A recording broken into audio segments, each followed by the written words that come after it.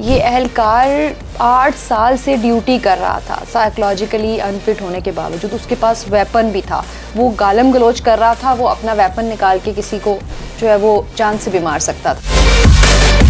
ये बिल्कुल भी रूटीन नहीं है। गो पुलिस की अपनी एक लैंग्वेज होती है, ये पुलिस की अपनी लैंग्वेज गालम गलोच की नहीं, पुलिस की अपनी एक टर्मिनोलॉजी पूरी दुनिया में वो बन जाती है। शरीफ आदमी से तो उनको डील ही नहीं करना पड़ता, डील ही उनको ऐसे लोगों से करना पड़ता है जो सख्ती की ज़बान समझते हैं। सर्च कर करके बताया, देखा है कि पुलिस का ब्लड प्रेशर, पुलिस के लोगों का ये हार्ट रेट, ये वो सारा बाकियों से मुख्तलिफ पाया जाता है। क्यों?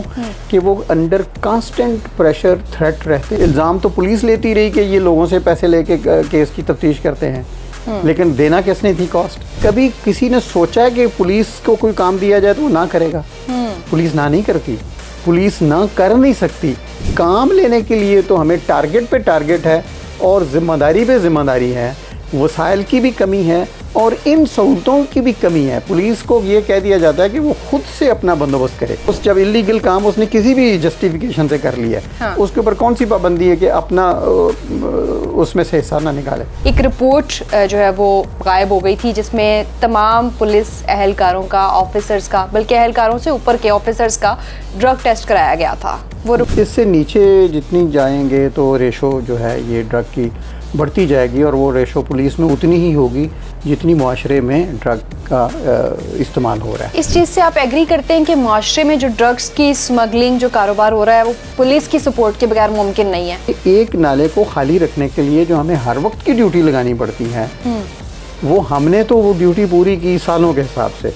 जो बाकी महकमे थे उनको उन्होंने क्या किया है? हम इस जो ड्रग एडिक्ट्स हैं उनको नहीं पकड़ते, उनको तो हमने पकड़ना है सिर्फ रिहेबिलिटेशन में भेजने के लिए। ऑनेस्ट बात यह है कि हमारे जो थाने में जो भी लोग हैं वो अपनी जान बचाने के लिए उसको किसी न किसी लेवल पे उसको उसकी ज़रूरत को पूरा करते हैं ताकि वो मर ना जाए। जो कानूनी तौर पे नहीं भी करने के काम पुलिस के, पुलिस वो सारे काम भी करती है। यहाँ अगर कोई जानवर जो है वो निकल आता है और वाइल्ड हो जाता है तो वो वाइल्ड लाइफ को लोग नहीं बुलवाएंगे, लोग 15 पे कॉल करेंगे, आएगी पुलिस, सांप निकल आएगी पुलिस, फिर पुलिस आगे कंसर्न प्रोफेशनल को बुलवाएगी। यूरोप तक में, अमेरिका में पुलिस की को लोग अच्छा नहीं समझते क्योंकि इसने हर चीज़ से मना करना। आइडियल बातें कर रहे हैं, ट्रेनिंग्स की बातें कर रहे हैं, हम तो 80% जो पुलिस वालों की तोन निकले हुए देखते हैं, वो क्या है? अस्सलाम वालेकुम जी, नियो डिजिटल के साथ मैं हूं रूबा अरूज। नाज़रीन, चंद रोज पहले हमने पंजाब पुलिस की एक अहलकार की सड़क पर ऐसी वीडियो वायरल देखी जो कि बताने लायक या उस पर बात करने के लिए कोई जो है वो इज्जतदार आदमी शायद तैयार ना हो। आईजी पंजाब और वहां मौजूद सहाफ़ी को गालम गलोच देने का ये वाकया पंजाब पुलिस के अहलकारों की जहनी हालत पर सवाल उठा रहा था और अगले दिन हमें पता चला कि वो अहलकार जहनी तौर पर फिट नहीं है और उसको मेंटल हॉस्पिटल जो है वो मुंतकिल कर दिया गया है, उनका इलाज हो रहा है। ऐसे में बहुत से सवालात उठे कि पंजाब पुलिस में जो लोग काम कर रहे हैं, मुलाजमत पे मौजूद हैं, हाई रिस्क सिक्योरिटी की जगहों पे काम कर रहे हैं, अगर उनकी जहनी हालत पर सवाल उठाया जाता है तो फिर वो अपना काम कैसे करेंगे? इसी सारी सूरत हाल पर बात करने के लिए हमारे साथ मौजूद हैं अब्दुल रज़ाक चीमा, जो कि साबिक एडिशनल आईजी के तौर पे भी काम कर चुके हैं, एसएसपी इन्वेस्टिगेशन, इसी तरह से डिफरेंट जो है वो पोस्ट पे काम कर चुके हैं पुलिस के डिपार्टमेंट के, और पूरे पाकिस्तान के मुख्तलिफ शहरों में इनका एक्सपीरियंस है। इनसे बात करते हैं और जानते हैं कि क्रिमिनोलॉजी पढ़ाते भी हैं, लेकिन पंजाब पुलिस के अहलकारों की ट्रेनिंग के दौरान कौन सी ऐसी कोताहियां हैं जो होती हैं जो कि इस तरह के वाकयात की वजह बनती हैं। अस्सलाम वालेकुम। जी वालेकुम सलाम। कैसे हैं सर? जी अल्हम्दुलिल्लाह जी। क्रिमिनोलॉजी पढ़ाते हैं आप? जी मैं बिल्कुल पढ़ाता हूं। इस वाकये के बाद क्या असर हुआ?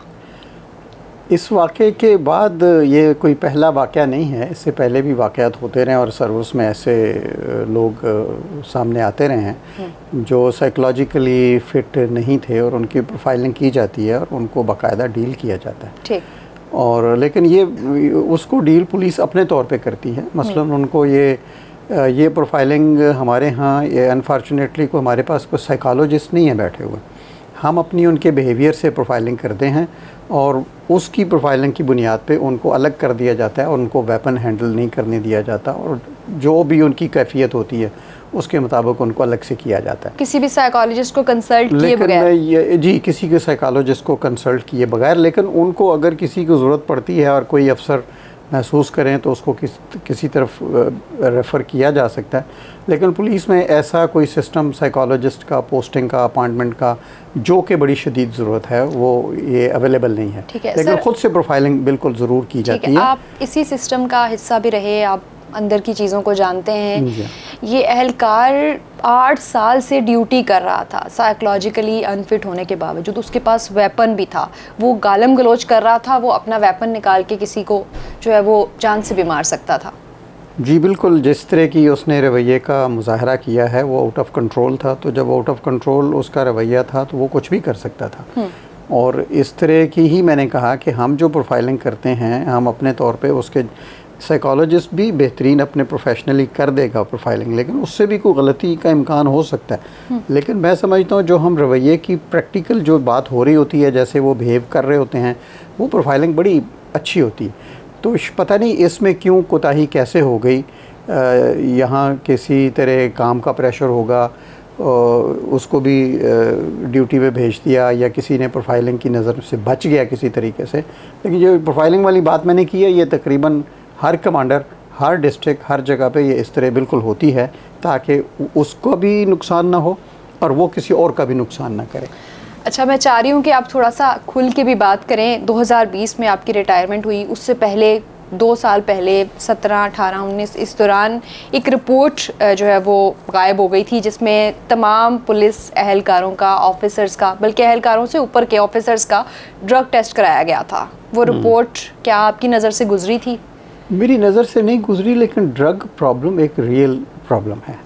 ये सिर्फ ड्रग ऑफिसर्स में भी किसी ना किसी जगह पे आ जाता है कहीं ना कहीं, लेकिन उसकी रेशो बहुत कम है। मेरी नज़र में बलूचिस्तान के हवाले से 1-2 अफसर ऐसे हैं जिनको ये इशू, जो कि उस वक्त वो बलूचिस्तान के नहीं थे, किसी और जगह से पोस्टिंग उनकी हुई, फिर अपनी अपनी जगहों पे चले गए, तो उनको ये प्रॉब्लम हुआ और उनको फिर उसी तरीके से ट्रीटमेंट भी हुए, डील भी किया गया, लेकिन वो इससे सही तरीके से नहीं निकल सके। प्रॉब्लम है, लेकिन ये तो बहुत ही थोड़ी रेशो है। इससे नीचे जितनी जाएंगे तो रेशो जो है ये ड्रग की बढ़ती जाएगी, और वो रेशो पुलिस में उतनी ही होगी जितनी मुआशरे में ड्रग का इस्तेमाल हो रहा है। इस चीज़ से आप एग्री करते हैं कि मुआशरे में जो ड्रग्स की स्मगलिंग, जो कारोबार हो रहा है, वो पुलिस की सपोर्ट के बगैर मुमकिन नहीं है? नहीं, मैं इससे इत्तेफाक नहीं करता। ड्रग को रोकने के लिए ANF से लेकर एक्साइज डिपार्टमेंट, कस्टम्स डिपार्टमेंट भी मौजूद हैं, और प्रोविंशियल एक्साइज डिपार्टमेंट्स भी, 3 वो डिपार्टमेंट्स भी मौजूद हैं। और पूरे मुल्क में सबसे बड़ी जो इसकी एजेंसी है, जो बहुत ज़्यादा इख्तियारात के साथ है, वो एंटी नारकोटिक्स फोर्स है। पुलिस का भी अपना रोल बिल्कुल उसमें है। तो अब ये कहना कि सिर्फ पुलिस ये काम करेगी, आवाम लोग सारे यही समझते हैं कि ये पुलिस का काम है। हमारे लिए एक बात बहुत ज़रूरी है बताना कि मसलन मैं कोयटा की अगर मिसाल दूँ, कोयटा में एक सबसे बड़ी ड्रग की जो जगह है, वो शहर में हबीब नाला कहते हैं उसको, और हबीब नाम लोग नहीं लेना चाहते तो सिटी नाला भी कहते हैं, जिसमें बहुत ज़्यादा ड्रग के लोग उसमें आके बैठते थे। मैंने भी उसको खाली करवाया, बिल्कुल क्लियर करवाया, 100%, एक दफ़ा नहीं 2 दफ़ा करवाया, और उसके ऊपर ड्यूटियाँ लगा दी। और फिर वो जब तक ड्यूटी रहती थी वो खाली रहता था। मैंने 2 साल तक खाली एक दफ़ा रखा, फिर 2 साल एक दफ़ा रखा। मेरी वहाँ टेन्योर पोस्टिंग का जो है ना, वो 2 टेन्योर में मिल के तो 6 ईयर्स है। तो 6 ईयर्स में मैंने उसको बहुत, मेरे बाद भी जो DIG आए उन्होंने भी उसको खाली रखा। अब ये एक नाले को खाली रखने के लिए जो हमें हर वक्त की ड्यूटी लगानी पड़ती है, वो हमने तो वो ड्यूटी पूरी की सालों के हिसाब से। जो बाकी महकमे थे उन्होंने क्या किया। और इसमें सबसे बड़ी बात यह है कि हमने उसको खाली रखा और एक अरेंजमेंट हमने की वहाँ के, इनको रिहेबिलिटेट किया जाए। अब रिहेबिलिटेशन करने के लिए जो बंदोबस्त करना है वो गवर्नमेंट ने करना है। गवर्नमेंट ने हमें उस वक्त 1000 बंदे की रिहेबिलिटेशन की फैसिलिटी दी, जिसके हमने भरपूर फ़ायदा उठाया, और वाकई बंदे एक दफ़ा तो रिहेबिलिटेट हो जाते थे, बाद में फिर माहौल में उसी में जाएंगे तो दोबारा उसमें आ जाते थे। लेकिन वो फैसिलिटी फिर नहीं रही उसके बाद। 4 साल के बाद आखिरी मेरे 2 साल वो फैसिलिटी नहीं थी।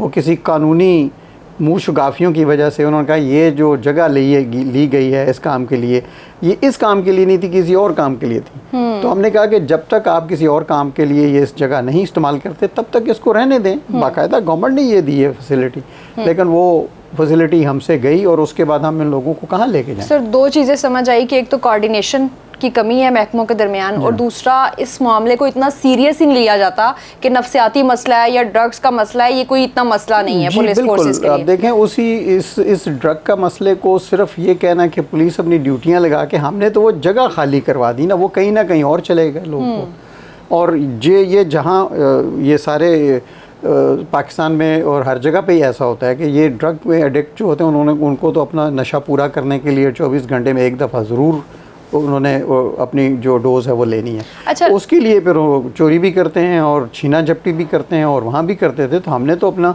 बहुत सारी चीज़ें देखने के लिए बड़ी मेहनत कर ली। अच्छा, लेकिन बाकी किसी ने कुछ नहीं किया। एक मिथ ये भी है कि पुलिस तो जो नशा करते हैं उनको तो हाथ भी नहीं लगाती, उनको ये खौफ होता है कि इनको जाके हम कैद करेंगे, ये मर जाएंगे और हम पे पड़ जाएंगे। जी बिल्कुल दुरुस्त है। हम इस जो ड्रग एडिक्ट्स हैं उनको नहीं पकड़ते, उनको तो हमने पकड़ना है सिर्फ रिहेबिलिटेशन में भेजने के लिए। पकड़ना तो हमने पेडलर को है या उससे पीछे वाले को है, और वो पकड़ना भी उसी को ही चाहिए। इसको पकड़ के क्या करेंगे? और आम तौर पे अगर किसी को पुलिस ले भी जाती है तो उसका जो है ना उसकी जब डोज का टाइम आ जाता है तो उसको उसकी पूरी करने के लिए कुछ ना कुछ ज़रूर करना पड़ता है। जो कि ऑनेस्ट बात यह है कि हमारे जो थाने में जो भी लोग हैं वो अपनी जान बचाने के लिए उसको किसी न किसी लेवल पे उसको उसकी ज़रूरत को पूरा करते हैं ताकि वो मर ना जाए। हमें ये सहूलत ये नहीं है इतनी कि जब भी ये एडिक्ट आए तो हम डॉक्टर को कहेंगे जी ये मर्डर का वो है और आप इसकी वो करेंगे। हालांकि एक्यूज्ड और जो कस्टडी में लोग हैं उनको बहुत ज़्यादा सहूलत होनी चाहिए और कानून में है, लेकिन प्रैक्टिकली वो सहूलत मौजूद नहीं है। ठीक है, आप तमाम सूबों में सर्व कर चुके जी, हैं। हमारे जो पुलिस एहलकारों की तादाद है, वैकेंसीज कितनी है, डिमांड कितनी है और लोग कितने, उन पे एक्स्ट्रा प्रेशर होता है या नहीं होता? जी बिल्कुल। जैसे पंजाब पुलिस की रफली 2 लाख के करीब है और मुख्तलिफ सूबों की इससे फिर कम है बाकी तादाद। और बलूचिस्तान में जैसे कोयटा में 7,500 की तादाद है, और कोयटा में टेररिज्म और मुख्तलिफ हालात बहुत 2013 में मैं गया था, बहुत ठीक नहीं थे पहले। तो उसमें 2-1 साल तक तो लोग आना पसंद नहीं करते थे पुलिस में, लेकिन उसके बाद फिर बात बेहतर हो गई, हालात बेहतर हो गया तो पुलिस में आने का तो बहुत ज़्यादा प्रेशर होता है, लोग आना चाहते हैं पुलिस में। लेकिन पुलिस की जॉब बजाते खुद बड़ी टेंशन वाली जॉब है। एक तो ये पुलिस की जॉब लोग समझते हैं लॉ एनफोर्समेंट है, ये एक पार्ट है सिर्फ। लॉ एनफोर्समेंट के अलावा जो कानूनी तौर पे नहीं भी करने के काम पुलिस वो सारे काम भी करती है। जैसे कि अगर किसी जगह पे कब्ज़ा हो रहा है तो कब्ज़े को तो पुलिस नहीं छुड़वा सकती, लेकिन उसको मैनेज करने के लिए, लड़ाई झगड़ा ख़त्म करने के लिए पुलिस को जाना पड़ता है। कहीं सैलाब आ जाता है तो पुलिस की ड्यूटी तो नहीं है, फर्स्ट रिस्पॉन्डर अगर करीब है तो पुलिस जाएगी। कोई भी हादसा किसी भी चीज़ का हो जाए, वो आग लग जाए जो कि पुलिस का काम नहीं है, उस पर जाएगी। हड़तालें लोग रोज़ करते हैं पाकिस्तान में, सहाफ़ी करें या आवाम करें या क्लरिकल स्टाफ करें या दूसरे करें। आप अपने आपके प्रेस क्लब में देखें, जगह नहीं मिलती लोगों को प्रोटेस्ट करने के लिए, और वो उनमें से कोई एक भी इशू ऐसा नहीं है जो पुलिस के डील करने का होता है। लेकिन पुलिस को वो दिन में, जैसे कराची की मैं मिसाल दूं तो तकरीबन कराची के प्रेस क्लब में डेली जो है वो 50-50, 60-60 प्रोटेस्ट जो थे हमें डील करने पड़ते थे। लाहौर में भी इसी तरह ही है। फिर फैसलाबाद देखें तो फैसलाबाद में प्रेस क्लब पे लोग कम आते हैं और अपने अपने गांव से निकल के चारों तरफ से उसको बंद कर देते हैं। तो पुलिस को वो काम इसलिए करने पड़ते हैं। फिर बिजली नहीं है तो पुलिस क्या कहेगी, क्या वादा करेगी? पानी नहीं है, वो कौन सा वादा करेगी पुलिस? तो इस तरह की बेशुमार और चीज़ें हैं। जब भी जो भी जैसा भी यहाँ अगर कोई जानवर जो है वो निकल आता है और वाइल्ड हो जाता है तो वो वाइल्ड लाइफ को लोग नहीं बुलवाएंगे, लोग 15 पे कॉल करेंगे, आएगी पुलिस, सांप निकल आए, आएगी पुलिस, फिर पुलिस आगे कंसर्न प्रोफेशनल को बुलवाएगी। इसलिए एक मैं क्लियर कर दूँ, यहाँ लोगों को नहीं पता इस बात का, पुलिस को पूरी दुनिया में लॉ एनफोर्समेंट नहीं, जनरल पर्पस गवर्नमेंट एजेंसी कहा जाता है। जनरल पर्पस, इससे गवर्नमेंट कोई भी कहेगी काम तो वो पुलिस ये नहीं कह सकती हम तो पुलिस हैं जी, हमने तो लॉ एनफोर्स करना है, बाकी कोई काम नहीं करेंगे। लिहाजा सारे काम करेंगे जो इमरजेंसी में, जिस चीज़ की इमरजेंसी होगी वो सबको डील करेगी। अच्छा, एक पॉइंट आप भूल गए कि वीवीआईपीज़ की जो सिक्योरिटी वो तो इसकी लंबी लिस्ट है। वीवीआईपी सिक्योरिटी तो हमारे जॉब का हिस्सा है, वो तो हमारा कानून है, हमारे जॉब का हिस्सा है। मैंने आपको वो सारी चीज़ें बताई हैं कि जो इतनी ज़्यादा हैं कि सारा दिन पुलिस को इन कामों से फुर्सत ही नहीं मिलती। आम तौर पे लोग कहते हैं पुलिस तो अपने जाएं तो एसएचओ मिलता ही नहीं है। कभी आप एसएचओ के साथ, जैसे एम्बेडेड जर्नलिस्ट होता है ना, फौज में इधर उधर लड़ाई झगड़ों बड़ी वार फ्रंट्स पे भी लोग जाते हैं, कभी एम्बेडेड जर्नलिज्म के साथ पुलिस के किसी एसएचओ के साथ, अपनी मर्जी के एसएचओ के साथ जो बिजी एरिया का हो, उसके साथ जाके देखें सारा दिन वो करता क्या है और उसके पास टाइम कितना मिलता है। हमारे ऊपर तो ये इंप्रेशन है कि कुछ भी नहीं करती पुलिस वाली। मैं ये कह रहा हूँ कि एम्बेडेड जर्नलिज्म का आपका शोबा है। हमने तो सुना है कि वार फ्रंट पे भी लोग जाते हैं जी। और देखते हैं, और पुलिस के साथ करने को कराची में, सिंध में हमें बड़ी ऑफर्स थी कि हमें ले जाया करें, हम बिल्कुल साथ जाएंगे। वो हमने ये ऑप्शन, मैंने एक्सरसाइज नहीं की ऐसी, लेकिन अगर आप करके देखें कि वो करता क्या है सारा दिन, किधर होता है वो, आपको पता लग जाएगा कि वो लोगों को अवेलेबल क्यों नहीं है।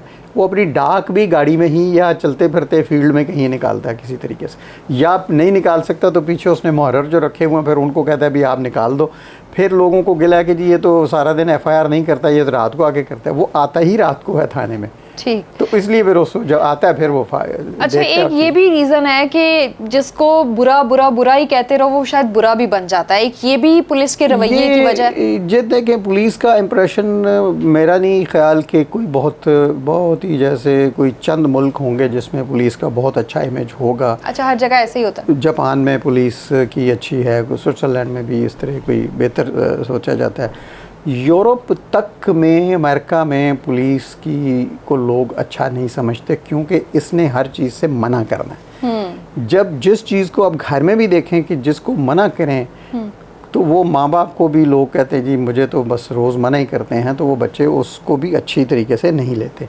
तो हमने तो, पुलिस ने तो हर जगह हर चीज़ से ही मना करना है। वो ट्रैफिक सिग्नल पे आप लोग भी इसमें देखते होंगे, मोटरसाइकिल पे जो बच्चे आते जाते हैं, स्टूडेंट या दूसरे या हम लोग, वो कहते हैं यार सिग्नल में थोड़ा सा मुझे टाइम मिलता है तो मुझे जल्दी है, मुझे क्यों नहीं जाने देते। तो उसको अगर पुलिस वाला रोकेगा तो कहते हैं यार तुमने मेरा टाइम ज़ाया कर दिया, और अब रिवाज हो गया है उसको वायलेट करने का। तो इसलिए ये जो इशू है पुलिस की रेपुटेशन का, इसकी, या लोग कहते हैं जी पुलिस का इमेज, ये इमेज एक हद तक ही बेहतर हो सकता है, बेहतर होना चाहिए। पुलिस अपनी स्ट्रगल करती रहती है, कोशिश करती रहती है, बहुत सारे इनिशिएटिव लेते रहते हैं, कम्युनिटी पुलिसिंग का काम करते रहते हैं, पब्लिक पुलिस रिलेशनशिप की बात करते रहते हैं, जॉइंट फंक्शंस भी करते रहते हैं ताकि उनको भी पता चले। अमन पीस कमेटियाँ बनाई हुई हैं, उनसे अमन पीस की मदद भी लेते हैं और अपने इमेज के लिए भी कि देखो हम ये काम कर रहे हैं, हमें आके देखो तो सही हम कर क्या रहे हैं। और खुली कचहरियाँ भी करते हैं इसी काम के लिए पुलिस के लोग। हाई रैंक्ड ऑफिशियल्स करते हैं ना। एक आम जो कांस्टेबल है या फिर एक अहलकार है, उसकी जुबान यही है जो कि एक वायरल हो गई, हर एक की यही है, सामने नहीं आ पाती। देखें, ये बात जो ज़बान, ये जो जिसके ऊपर हम बात कर रहे हैं तो बहुत ही एक्स्ट्रा ऑर्डिनरी, एक्सेप्शनल है। ये रूटीन नहीं है, ये बिल्कुल भी रूटीन नहीं है। गो पुलिस की अपनी एक लैंग्वेज होती है, ये पुलिस की अपनी लैंग्वेज गालम गलूच की नहीं, पुलिस की अपनी एक टर्मिनोलॉजी पूरी दुनिया में वो बन जाती है। न्यूयॉर्क वालों की अलग है, अमेरिका की अलग है, यूरोप की तकरीबन उनकी मिलती जुलती है। हम शॉर्ट टर्म में, शॉर्ट यानी हम कहते हैं पीओ पकड़ना है। हम आम लोगों को पीओ का तो पता ही होगा कि प्रोक्लेम्ड ऑफेंडर है, लेकिन बहुत सारी और चीज़ें हैं। ये पीओ है या सीए है, तो आप बंदे को क्या पता कि ये सीए क्या होता है और पीओ क्या होता है, आम लोगों को। और इस तरह की बहुत सारी टर्मिनोलॉजी इस तरह होती है। इसमें जो ज़बान में जो सख्ती है ना, ये मैं पाकिस्तान पुलिस की बात नहीं कर रहा, मैं इस बच्चे की जो ये जो एक्स्ट्रा और एक्सेप्शनल गलत बात है, इसको किसी भी तरह से डिफेंड नहीं कर रहा। ये पुलिस कल्चर और पुलिस की पर्सनैलिटी का हिस्सा है, बन जाता है जब वो पुलिस में भर्ती होते हैं और आहिस्ता आहिस्ता इस काम में आते हैं। वो ऐसे लोगों से ज़्यादा शरीफ आदमी से तो उनको डील ही नहीं करना पड़ता, डील ही उनको ऐसे लोगों से करना पड़ता है जो सख्ती की ज़बान समझते हैं। और जितना कोई ज़्यादा करीब से उसके है और जितने सीनियर अफसर का रवैया बहुत पोलाइट, बहुत अच्छा, बेहतर मिलेगा, क्योंकि उसका एक्सपीरियंस ऐसे लोगों से डील करने का कम है।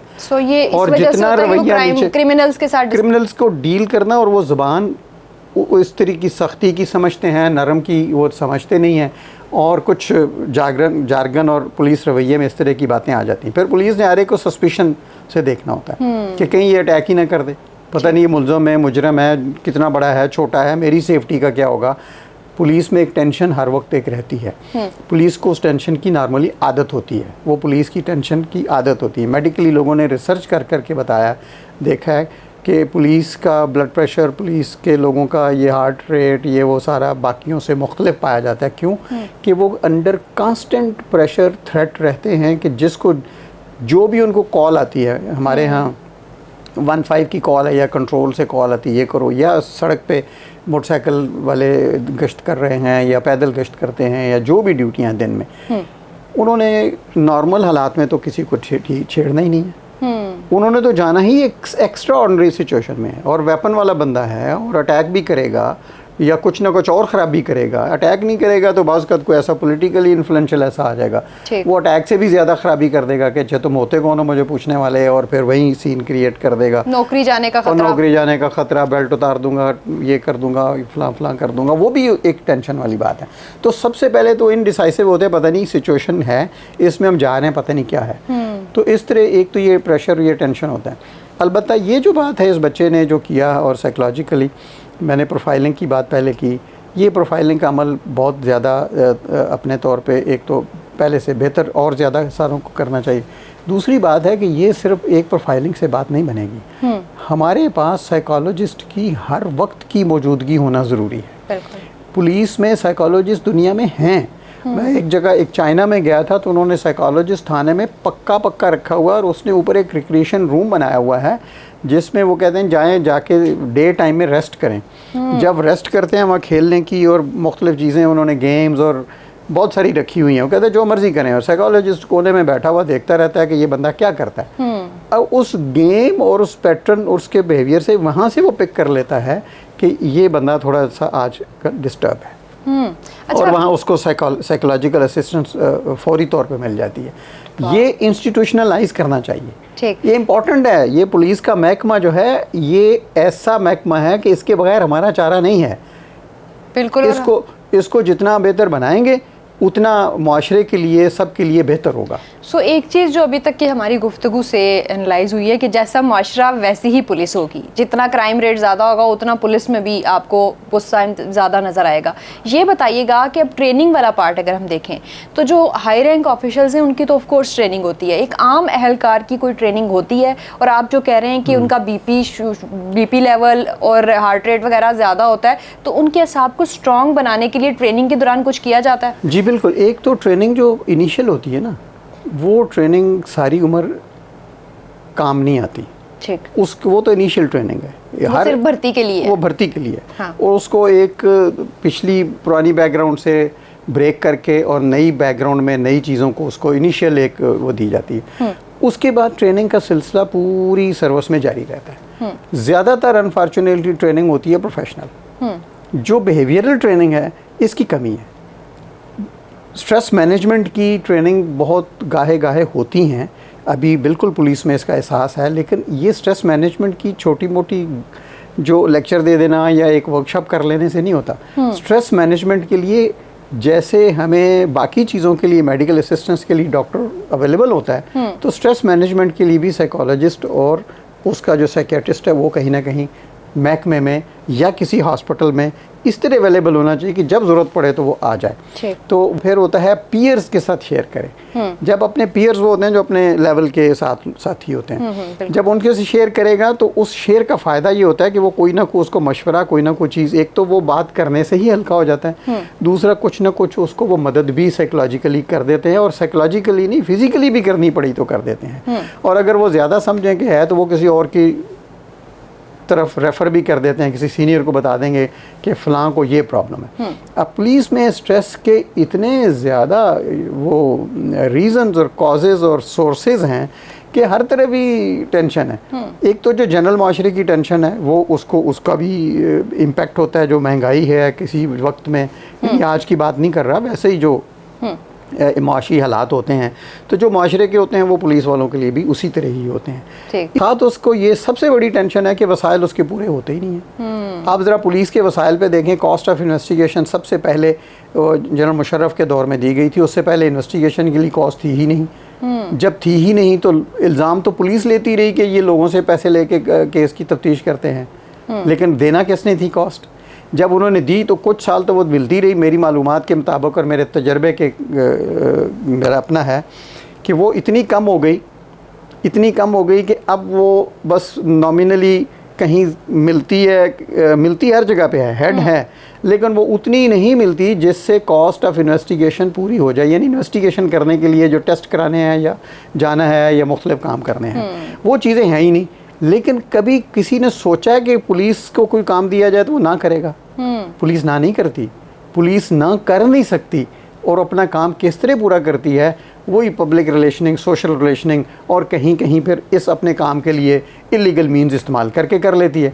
वही इलीगल मीन्स फिर अगर सरकारी काम के लिए कि जो कि गवर्नमेंट की जिम्मेदारी थी और उन्होंने नहीं वो ज़रूरत पूरी की, तो वो उन्होंने तो शाबाश दे दी कि यार वेल डन, बहुत अच्छा काम फिर किया। हम कहते हैं कि ये तो चाय पानी मांगते हैं। फिर वही आदत उसकी, उस जब इलीगल काम उसने किसी भी जस्टिफिकेशन से कर लिया, हाँ। उसके ऊपर कौन सी पाबंदी है कि अपना उसमें से हिस्सा ना निकाले। तो ये इसके ऊपर सोचने की बहुत ज़्यादा ज़रूरत है। दूसरी ट्रेनिंग जो है, ये स्ट्रेस मैनेजमेंट को बाकी ट्रेनिंग के अलावा हमारी प्रोफेशनल ट्रेनिंग्स बहुत होती रहती हैं। आइडियल बातें कर रहे हैं, ट्रेनिंग्स की बातें कर रहे हैं, हम तो मैं 80% जो पुलिस वालों की तोन निकले हुए देखते हैं, वो क्या है? मैं बात जो कर रहा हूँ ट्रेनिंग की, प्रोफेशनल ट्रेनिंग्स की बात कर रहा हूँ कि अपना काम बेहतर कैसे करना है। ट्रैफिक वाले ने अपना काम बेहतर, चूँकि प्रेशर काम का इतना ज़्यादा है, तो मेरा मतलब कहने का है कि जो उनकी बाकी ट्रेनिंग्स हैं, जो बिहेवियर की ट्रेनिंग है, जो फिज़िकल है, वो इग्नोर हो जाती है। ठीक। अब ये जो आपने फिज़िकल तोन निकली हुई बात की है, ये जो स्ट्रेस है, पहले मैंने बात की स्ट्रेस को रिलीज़ करने के लिए बोलना, फिर मैंने बात की कि पीयर्स के साथ शेयर करना, नेक्स्ट जो मैंने बात करनी थी वो यही थी कि फ़िज़िकल एक्सरसाइज करना। किसी भी बंदे को टेंशन होगी तो वो फ़िज़िकल एक्सरसाइज उसके लिए दो काम करती है, एक तो फौरी रिलीज़ करती है टेंशन को, दूसरा उसको फिज़िकली इतना स्ट्रॉन्ग करती है कि आइंदा वो बहुत सारी चीज़ों को बेहतर तरीके से बर्दाश्त कर सकता है। काम लेने के लिए तो हमें टारगेट पे टारगेट है और ज़िम्मेदारी पे ज़िम्मेदारी है, वसाइल की भी कमी है और इन सहूलतों की भी कमी है। पुलिस को ये कह दिया जाता है कि वो खुद से अपना बंदोबस्त करे। तो पुलिस में जितने अच्छे कमांडर हैं, जितनों ने कोशिश किया, पुलिस लाइंस में जिम भी बनाए हुए हैं, लेकिन उन जिम में इतना सहूलत नहीं है कि पूरी की पूरी कांस्टेबलरी चली जाए, या ये रवाज नहीं है कि सारे के सारे जॉगिंग करें, सारे के सारे फिज़िकल वो काम करें। आजकल तो जो हमारी सुबह की एक नॉर्मल रूटीन की परेड होती है, मुझे नहीं पता अब यहाँ लाहौर में या बाकी जगहों पे कैसे, मैं कोयटा का एक्सपीरियंस बताऊँ कि परेड हमारी एक सर्विस का लाजमी है, उसमें एक्सरसाइज भी हो जाती है और एक रवैया भी बेहतर हो जाता है। तो आई डोंट थिंक सो के होती है। हमने ज़िद कर के परेडें वहाँ सुबह की करवाई हैं, लेकिन फिर आ जाके कहते थे जी अब परेड कराना मुश्किल हो गया है, क्योंकि जिस वक्त हम वो सूरज तुलू होने के साथ ही परेड जो हम शुरू करवा देते हैं, अब वो इतने मुमकिन नहीं रहा कि इसी वक्त सारी ड्यूटियाँ, इसी वक्त इमरजेंसीज, इसी वक्त सारे प्रॉब्लम मसाइल हैं। तो वो जब होते थे तो उसका वो आज भी इसका रवाज डालना ज़रूरी है। खुद से ये सैटरडे का दिन पक्का मुस्तकिल अपनी फ़ोर्स के लिए मुकर्रर किया हुआ था कि किसी को पूछने की ज़रूरत नहीं है।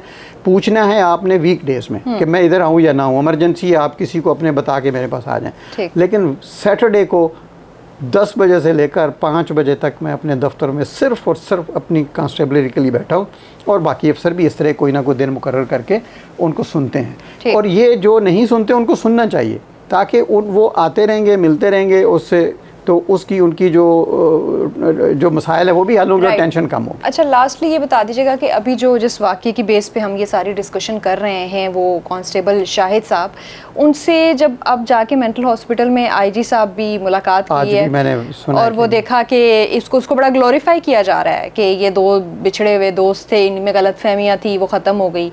तो ये क्या एक पॉजिटिव जेस्चर है? देखिए, इसमें ये चूँकि नॉर्मल जो पुराना तरीक़ेकार था ट्रेडिशनल, वो सज़ा देने का था, तो उस्मान ने बहुत अच्छा किया कि सज़ा की बजाय मसले को देखा।